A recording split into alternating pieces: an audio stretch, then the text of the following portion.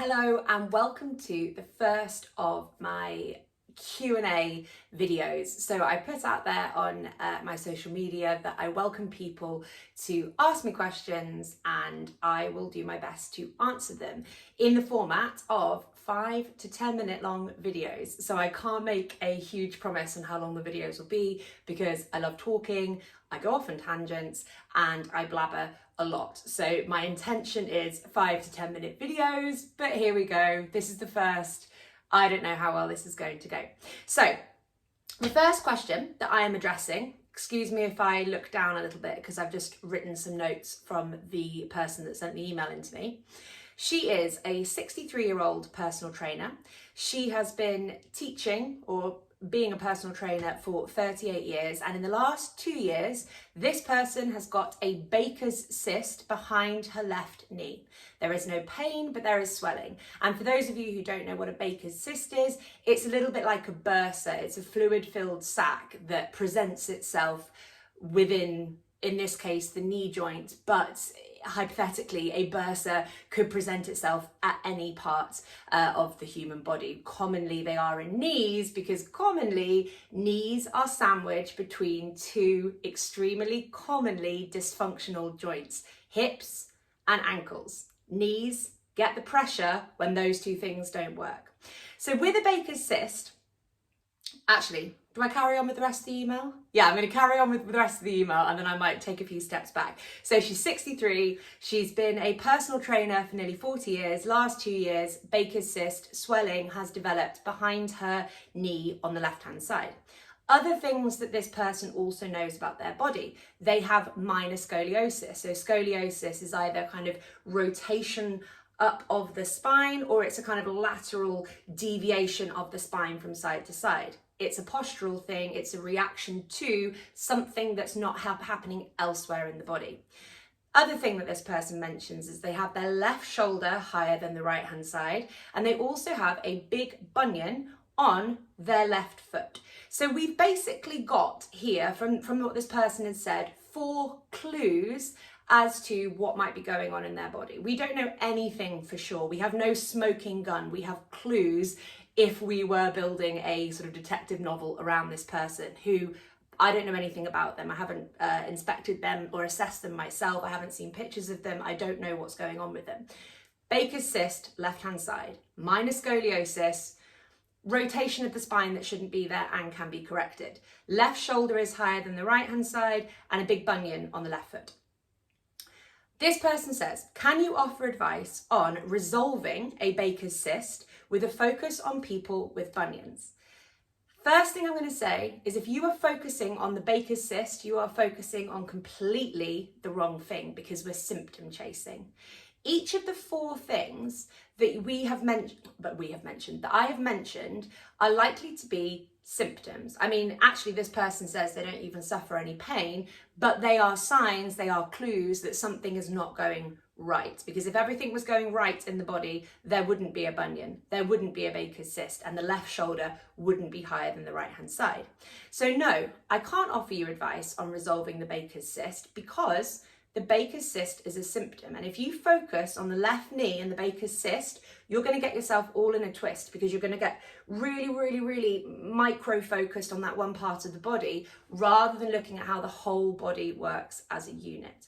And before I go any further about the Baker's cyst as well, the other thing that I want to say is I would quite like us to replace the word Baker's cyst or bursa with body's protection mechanism. Okay, so your body has amazing ways in which it protects itself from wear and tear that shouldn't be happening.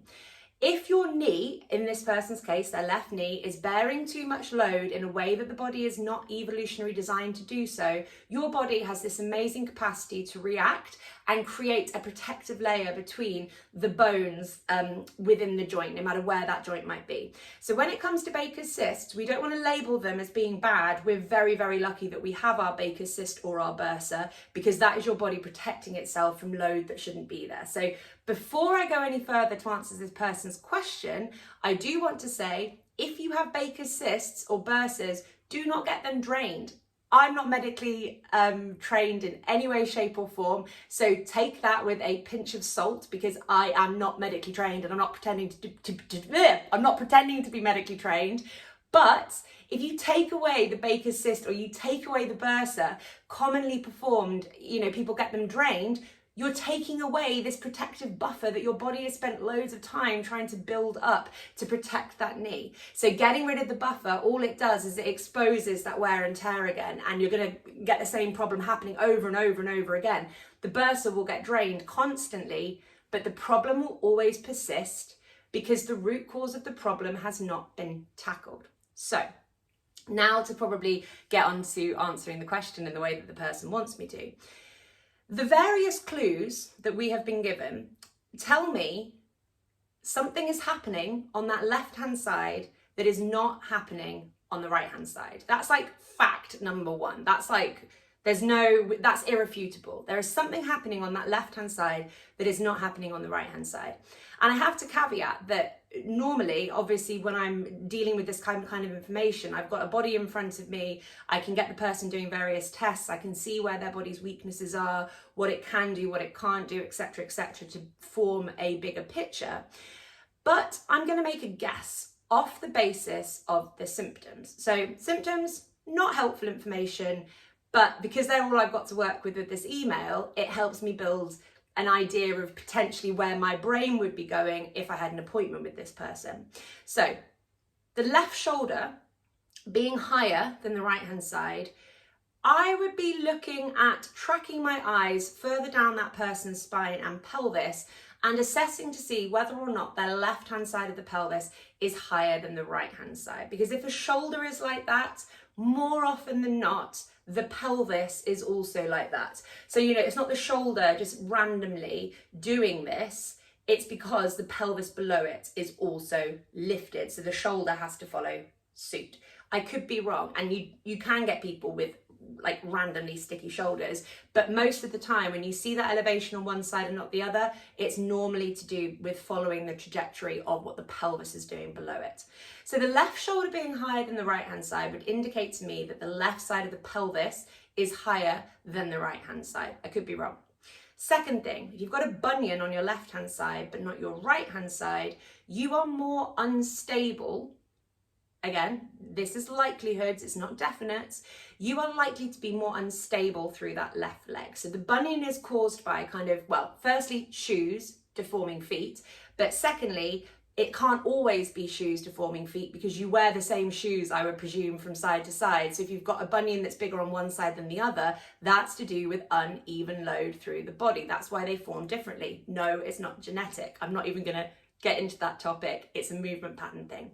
So if someone's got a bunion that's bigger on one side, I'm thinking left leg is more unstable than right leg, hence that bunion that's forming. It's to do with like the hips and the pelvis as well as shoes. The other thing is the Baker's cyst being on that left knee. It kind of, again, it's indicating to me that there is a disconnect between something in the left foot, which has also got the symptom, in the left pelvis, which we don't really know anything about from what the information of that this person has told me, but judging from the fact that the left shoulder is higher, I am willing to put money on the fact that we've got some form of pelvic disparity here. And by pelvic disparity, it might be that the pelvis is rotated forwards on one side. It could be that the tilt is different from either side. And what this pelvic disparity will do is it will cause a femur disparity or a hip disparity. And if the hips don't work properly and bilaterally and evenly with balance from side to side, you're going to get discrepancies on either side of the body. So yeah, combined with the information that I know about this person, which is limited, and it is very symptom focused rather than on the things that I would necessarily be looking at if I had an appointment with them, I would be looking at their left hip and their pelvis. I would be asking myself, can this hip flex? Can this hip extend? And can this hip rotate within the socket? Can the pelvis flex? Can the pelvis extend? Can the pelvis rotate? What is happening on the left-hand side of that hip and pelvis that is causing the knee to take a battering and bunion in the foot to take a battering, and for that shoulder to be stuck up to the left-hand side. So hopefully, dear reader who wrote in, you find that helpful. But yeah, my advice on resolving a Baker's cyst with a focus on people with bunions, I can't answer that question, but from the information you've given me, I would be really, really looking at how stable your left hip is and how well your pelvis moves from side to side. Bye.